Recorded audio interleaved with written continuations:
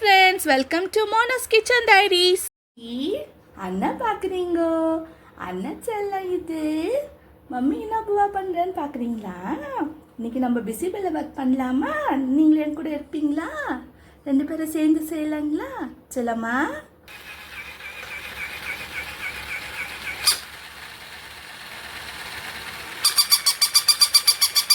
இப்போ ஒரு குக்கர் வைங்க. குக்கரில் வந்து மெஷர்மெண்ட் 2 கிளாஸ் அரிசி வச்சுருக்கேன், 2 கப்பு. 1 கப் தூர் தால் போட்டு நல்லா வாஷ் பண்ணிக்கோங்க. நல்லா வாஷ் பண்ண பிறகு அது கூட பீன்ஸ், கேரட் கட் பண்ணி வச்சுருக்கிறது, நூக்கல், பட்டாணி ஊற போட்டு அதெல்லாம் போட்டு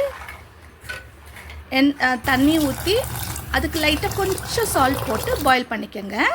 அவ்வளோ சீக்கிரம் அது ஊறுறதுக்கு இது புளி ஒரு கிண்ணத்தில் போட்டு மூடி வச்சுருங்க.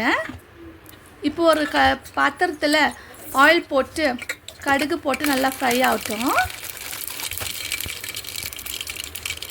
இப்போ ஆனியனும் கேஷ்யூ போட்டு ஃப்ரை பண்ணுங்கள். அப்புறம் கருவேப்பிலை ஆட் பண்ணிக்கோங்க. நல்லா கொஞ்சம் கோல்டன் ப்ரௌன் ஆகட்டும். அதுக்கப்புறம் இதில் பிசிபெல்லாபாத் பவுடர் ஆட் பண்ணிக்கோங்க. நல்லா மிக்ஸ் பண்ணுங்கள். நல்லா மிக்ஸ் பண்ண பிறகு புளி தண்ணி வச்சுருந்தேன் இல்லைங்களா, அதை போட்டுருங்க. அதை தண்ணி கரைச்சிருந்து வெஜிடபிள்ஸும் ரைஸும் பாயில் பண்ண இல்லைங்களா, அதை போட்டு நல்லா மிக்ஸ் பண்ணிக்கோங்க. இப்போது பிசிபெல்லாபாத் ரெடி டு சர்வ்.